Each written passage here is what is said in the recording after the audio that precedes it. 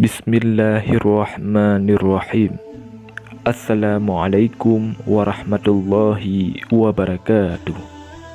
Innal hamdalillah nahmaduhu wa nasta'inuhu wa nastaghfiruh wa na'udzu billahi min syururi anfusina wa min sayyiati a'malina. May yahdihillahu fala mudhillalah wa may yudlil fala hadiyalah. Asyhadu an la ilaha illallah wahdahu la syarikalah wa asyhadu anna Muhammadan abduhu wa rasuluh. Allahumma salli ala sayyidina Muhammad wa ala ali sayyidina Muhammad.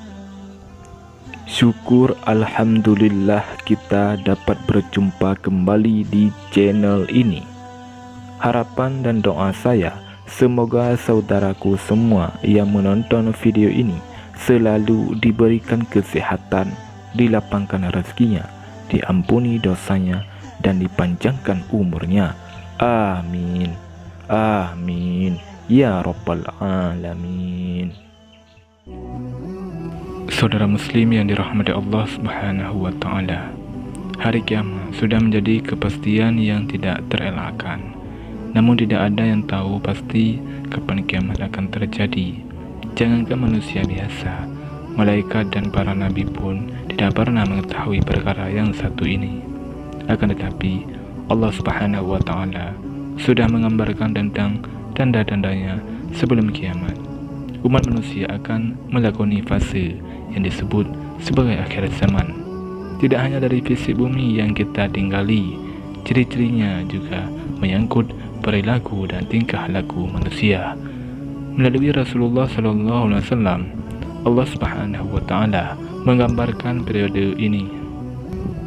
Saudara muslim yang dirahmati Allah Subhanahu wa Ta'ala, pada akhir zaman nanti umat Islam akan mengalami dua penyakit yang tidak terobati. Kabar buruknya, penyakit tersebut sudah mulai terasa pada masa kini saat ini. Lantas apa saja dua penyakit tersebut? Di dalam sebuah hadis sahih yang diriwayatkan oleh Abu Daud radhiyallahu anhu, Rasulullah SAW mengatakan bahwa adapun dua penyakit tersebut adalah cinta dunia dan takut mati. Padahal saat itu jumlah umat Islam begitu banyak, namun dua penyakit ini membuat mereka lemah dan tidak berdaya. Yang pertama, cinta dunia. Sikap ini ditandai oleh besarnya ambisi seseorang untuk mengejar dunia tanpa berpikir tentang akhiratnya. Padahal sejatinya hidup di dunia ini hanya sementara saja. Namun sikap ini membuat seseorang lupa untuk mengumpulkan amal sebagai bekal di akhirat kelak. Hal ini sebagaimana tertera di dalam hadis dari Tsauban radhiyallahu anhu berkata, Rasulullah SAW bersabda, hampir tiba suatu zaman di mana bangsa-bangsa dari seluruh dunia akan datang mengerumuni kamu, bagaikan orang-orang yang kelaparan mengerumuni dalam hidangan mereka. Maka salah seorang sahabat bertanya, apakah karena kami sedikit pada hari itu? Rasulullah SAW bersabda, bagian kamu pada hari itu banyak sekali, tetapi kamu umpama buih di waktu banjir. Dan Allah Subhanahu wa Ta'ala akan mencabut rasa gentar terhadap kamu dari hati musuh-musuh kamu. Dan Allah Subhanahu wa Ta'ala akan melemparkan ke dalam hati kamu penyakit wahan. Seorang sahabat bertanya, apakah wahan, wahai Rasulullah? Rasulullah SAW menjawab, cinta dunia dan takut mati. Hadis riwayat Abu Daud.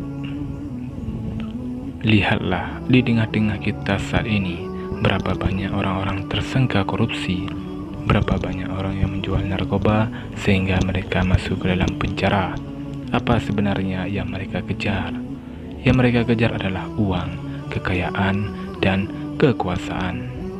Saudara muslim yang dirahmati Allah Subhanahu wa Ta'ala, Mereka seakan-akan dibutakan oleh dunia sehingga tidak terselip sedikit pun dari tindakan itu bekal untuk menuju akhirat kelak. Padahal Allah Subhanahu wa Ta'ala telah mengingatkan kita untuk tidak melampaui batas dalam mengejar dunia. Karena orang-orang seperti itu Allah Subhanahu wa Ta'ala sudah menyiapkan tempatnya di neraka. Hal ini sebagaimana Allah Subhanahu wa Ta'ala berfirman, adapun orang yang melampaui batas dan lebih mengutamakan kehidupan di dunia, maka sesungguhnya nerakalah tempat tinggalnya. Quran Surat An-Nazi'at ayat 37 sampai 39. Yang kedua, takut mati.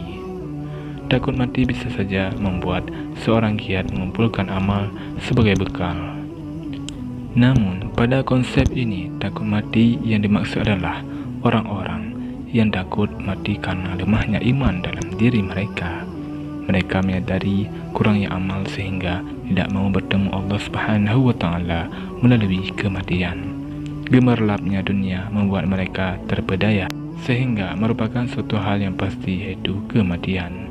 Padahal Rasulullah SAW sudah menyampaikan bahwa orang-orang yang paling cerdas adalah orang-orang yang mengingat kematian. Dengan begitu, mereka akan mempersiapkan diri untuk bekal menuju akhirat kelak. Hal ini sebagaimana tertera di dalam sebuah hadis dari Abu Umar radhiyallahu anhu. Ia berkata, aku pernah bersama Rasulullah SAW, lalu seorang Ansar mendatangi beliau. Ia memberi salam dan bertanya, wahai Rasulullah, mukmin manakah yang paling baik? Beliau bersabda, yang paling baik akhlaknya. Lalu mukmin manakah yang paling cerdas? Ia kembali bertanya. Beliau bersabda, yang paling banyak mengingat kematian dan yang paling baik dalam mempersiapkan diri untuk alam berikutnya itulah mereka yang paling cerdas. Hadis riwayat Ibnu Majah. Dengan demikian manusia akan mempersiapkan diri untuk bertemu dengan Allah Subhanahu wa Ta'ala jika sudah mengetahui bahwa ia akan berjumpa dengan Allah Subhanahu wa Ta'ala. Padahal ia akan ditanya tentang amal di dunia, maka mereka akan mempersiapkan jawabannya. Saudara muslim yang dirahmati Allah Subhanahu wa Ta'ala, demikianlah penjelasan tentang dua penyakit yang akan menghinggapi umat muslim sebelum kiamat tiba. Dua penyakit tersebut tidak ada obatnya kecuali kita kembali kepada Allah Subhanahu wa Ta'ala dan Rasulullah SAW dengan mengerjakan perintah-perintahnya dan menjauhi larangannya. Semoga kita semua termasuk orang-orang yang terhindar dari dua penyakit tersebut. Wallahu a'lam bishawab. Assalamualaikum warahmatullahi wabarakatuh.